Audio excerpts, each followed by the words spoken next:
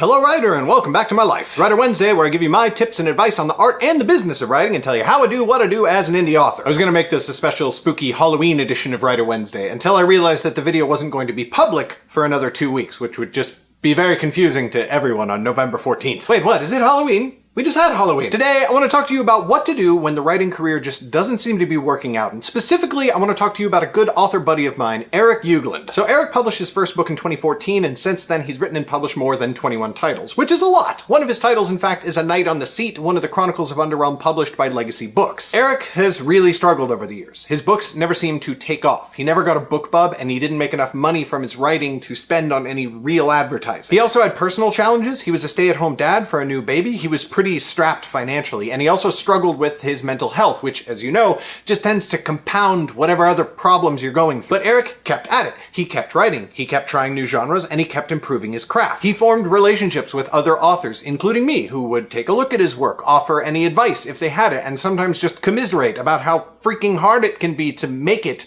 in this business. And commiseration might not be a tangible benefit, but I'll be damned if you don't just really need it sometimes. Eric also went in on a few business opportunities with other people in the indie publishing space, and a lot of those, too, didn't work out, and they took up a whole lot of time for not nearly enough monetary compensation for the labor involved. But through it all, Eric kept going, kept writing, and kept his finger on the pulse of what was happening in indie publishing. He used what he learned to try to make every new thing he did better than the last thing he'd done. A lot of the time, that didn't work, but some of the time it did. Then this year, Eric decided to try another new thing. He discussed it with a few friends, including me, and I gently advised him against it. I thought it was a bad idea, and I advised him towards a course of action that was closer to how I'd managed to make it as a full-time author. But fortunately for Eric, he did not listen to me, but instead pulled the trigger on his new idea. And now the last 3 books he's written are all doing better than any of the books of Underrealm, and one of them hasn't even released yet. It's on pre-order. I think there are many lessons you can and should learn from Eric's story, and one of the most important is that everyone's advice should be taken with a grain of salt. Obviously, you should be wary of anyone promising get-rich-quick schemes or dishonest marketing practices. That goes without saying,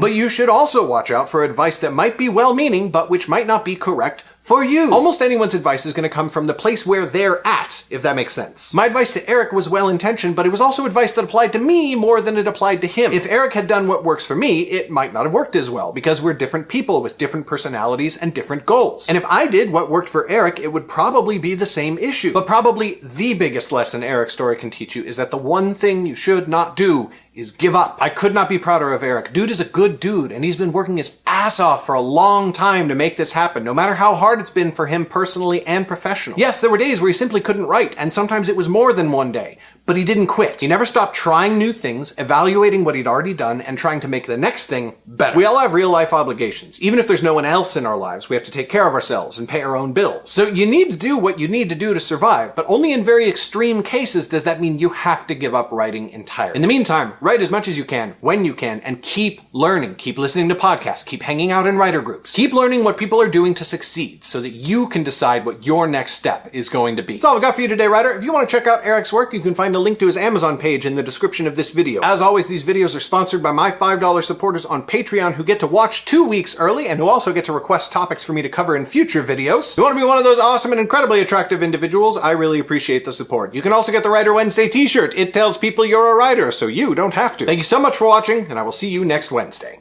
Bye!